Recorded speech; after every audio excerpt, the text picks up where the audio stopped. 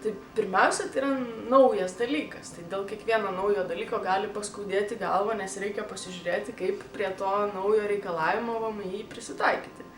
Tai Softering mena yra labai detali apskaitos duomenų ataskaita, taip ją galima būtų pavadinti. Ir jinai turi būti eksportuota iš apskaitos sistemoje esančių duomenų arba net keliose sistemose esančių duomenų. Įmonės iki šiol neturėjo jokių IT įrankių tokią ataskaitą suformuoti.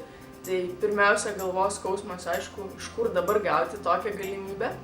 O antras dalykas, patys VMI reikalavimai yra labai išsamus ir labai detalūs.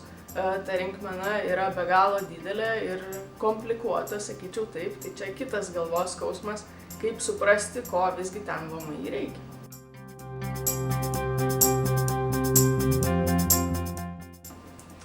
Manau, kad čia kaip su žmogaus sveikata. Vieni bandom gydytis patys, o kiti kreipiamės tiesiai į specialistus. Tai taip ir su ta Softering mena iš tikrųjų galima bandyti susidoroti su ją patiem. Ir tai gali iš tikrųjų pavykti ir gan gerai pavykti. Tačiau galima kreiptis, aišku, tiesiai į specialistus, kurie padėtų tą Softering meną įgyvendinti. Klausimas, kas yra įmonėje efektyviau.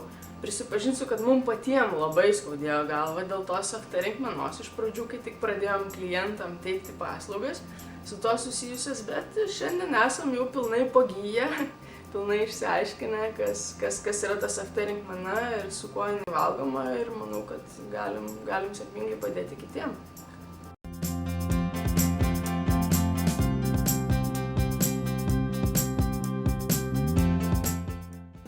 Taip, tai pirmas dalykas tai jau nelaukti. Laukti nėra ko, nes dideliem klientam jau nuo 17 metų sausio 1 dienos reikia būti pasiruošus, tai reikia kibti darbus ir pirmas dalykas, aišku, suformuoti tinkamą komandą. Tai komandai turėtų būti, aišku, ne tik apskaitos žmonės, bet ir būtinai IT žmonės, kadangi tai yra didelė dalimi IT projektas ir svarbu taip pat paskirti strateginį projekto vadovą, kuris spręstų strateginius klausimus, užtikrinti, kad pakankamai tų žmonių yra ir kad apimti visi reikalingi procesai.